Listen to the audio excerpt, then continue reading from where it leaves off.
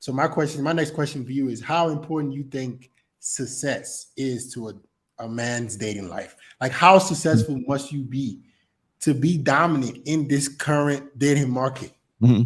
I kind of butt heads with some of the guys about this too, because I think that we get this idea that the manosphere or the red pill or game or pickup artist or whatever, I don't even know what the hell to call it at this point. I think that we define success by, do you have a Lamborghini? Do you? I don't have a Lamborghini. I don't have a yacht. I don't have a yacht that's sitting in the, the Sea of Oman or whatever. I don't have that.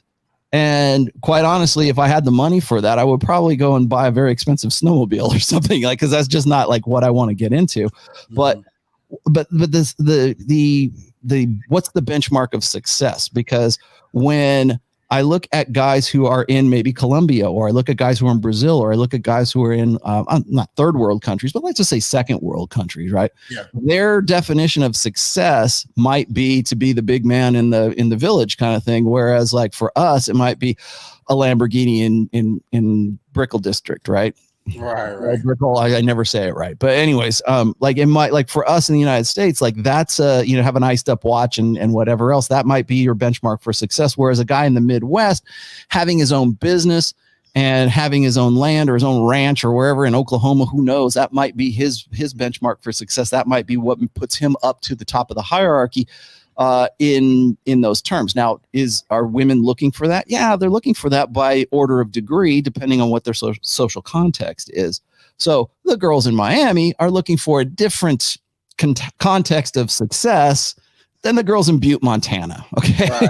So it sort of depends on where that's going to be. But I think that game, red pill awareness, understanding intersexual dynamics, understanding men's nature, women's nature, it's always going to be, I think, the linchpin of all of those things. Now, you're going to ask me about this anyway, so I'll just throw this out there. When we talk about like what makes a guy successful, well, there's three. That's the trifecta, right? It's make muscles, make money, and learn game. And then all of those create the world into which that woman wants to come into, and that's what we know as frame. Okay, so amongst all of those three, I think it sort of depends. Like right now, I'm looking at you right now. You've got the muscle stuff down. Okay. Right. I don't know how much you get paid. I don't know what kind of money you have. Maybe that's like where you want to sort of, aim your focus. I don't know what your game is like. You were just saying you're in Colombia because the girls are hot and you want to be there. So maybe you're okay with that. But it's like from that, make muscles, make money, learn game. When you look at that online and you look at like men's self-improvement and living your best life and all that, it always centers on those three things. Yeah. So right now, let me give perspective. I'm doing very well financially. Right. But like, I'm thinking about the average guy. So right now I feel like I've built myself up to have some kind of status, financially doing really well. I got the muscles, but I think a lot of men, they kind of downplay like in my opinion, a lot of men don't have the sense of urgency that they need to actually start being successful. Yes. Right. Because I feel like they're looking at dating as, okay, things are changing, but they're not adapting. Like I try to stress to guys that, hey, this is what's going on right now. Things are changing.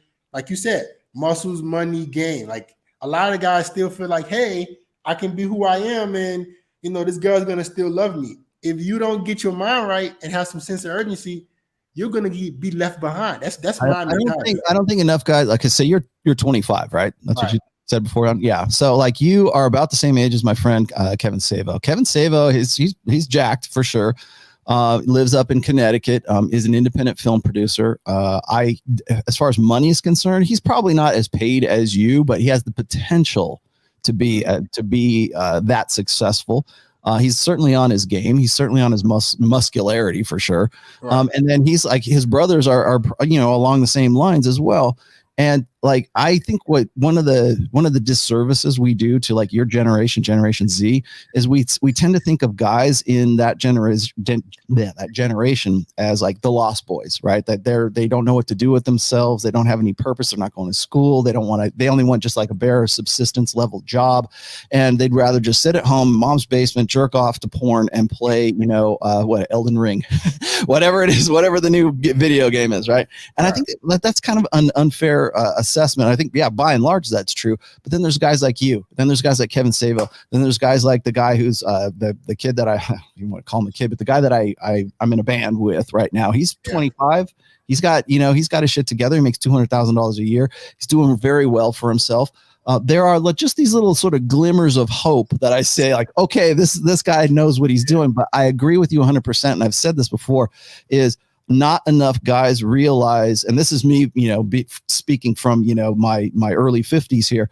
Not enough guys realize just the insane level of intensity that you have to apply to certain areas of your life, right? Whether it's muscle, make money, make some muscle, learn game. And I ask this question all the time. What does it take to go from ordinary to extraordinary?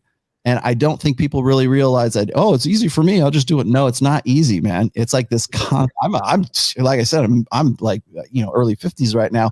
And I still have to put my foot on the accelerator. I still have to do that to keep up, because as I said before, we're living in this, post marriage world. We're living in this post technology world. And I have to stay on top of my game to the point where I know that, the sexual marketplace is all about brand management, and to be able to write about that and to speak knowledgeably about a great many things. It takes an intensity that I don't think enough people really realize that they need to have. Yeah. To be relevant. Like, that's what you're doing. You're no matter you've remained relevant through decades. And a lot of guys, I don't know, for some reason, Rollo, they don't want to put in their work. They look at success, like guys like you, guys like me. I'm grinding. Like, I feel like I haven't done anything in my life. I need to do more and more and more and more. And you got guys DMing me talking about how do they get started? How do they get motivation? I'm like, me being from a third world country, I just feel like I have that. And you're from Nigeria, right? Correct? Yeah, I was born in Nigeria. And like, for me, everything is, hey, no matter where you are right now, you got to put in work. And that's why I try to stress the guys. Let me throw that. You want some good news? You want some positivity? People, oh, Rollo's always negative. I'll give you some. Here's your positivity, right? It's never been easier. It has never been easier to learn to be able to master something. God damn it, man. I wish I had this kind of access to like information and stuff.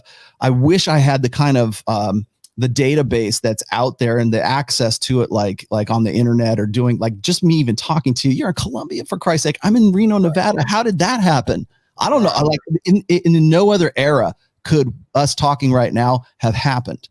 In no other era would I be a published author, because there was no like independent publishing. There was no like print on demand. There was no Kindle direct publishing at that time. In fact, that was the only time for me to actually publish the book that I published in 2013. Couldn't have happened at any other era before that. And so you have to remember that there's so much opportunity out there, and especially it doesn't necessarily have to be, I want to say, I like to gloss the United States a little bit here, but like, I think that it doesn't really matter where you're at. You can be in Colombia, you could be in Nigeria, fresh, like Walt from Fresh and Fit, man. This is a kid from Barbados, man. And look where he is right now. It's not that he was, he came from Barbados to the United States. Look where he is. Look what he's doing in 1 year. 1 fucking year, man. Driving a McLaren. I remember, I'll tell you a really quick story here.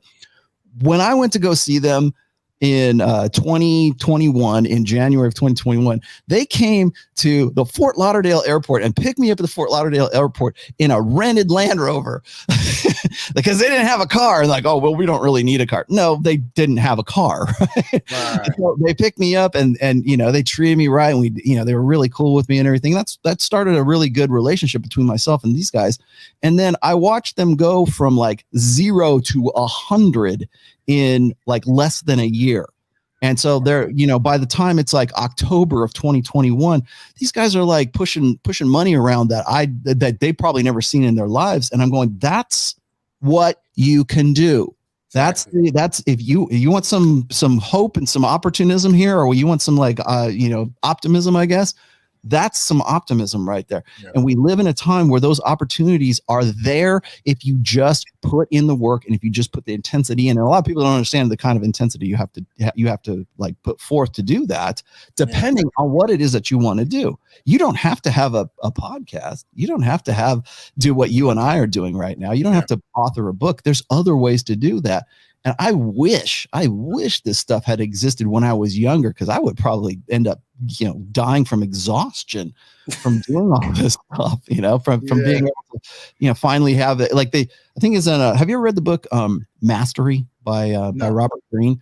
That is the number one. Like, people ask me, well, give them a book suggestions. That if you're your age at 25 years old, if you're looking for a really good book to sort of help you along with, like, I don't know where I want to go with my life, I don't know what I want to do, Mastery is the book you need to be reading, because it will teach you, like, here's how to bust yourself down, become an apprentice, find a master. And it's never been easier in the data age to do that. And the barrier to entry has never been lower than it has been in recorded history. Yeah. But we've never had more lazy ass motherfuckers in this life than today, because we take that shit for granted. Yeah, it's the age of information. Anything you want to learn is accessible to you. You just have to be willing to put in the work. And the thing is, hang drywall on YouTube. Yeah. I haven't taken a class. That's how anything you want. Whatever as a guy right now, whatever you want to be good at, if you just dedicate the time, you have your see. Like you said, Rollo, you can see examples of men who have put in the work, and you can see what can come from it. So there should be no reason that you're lazy.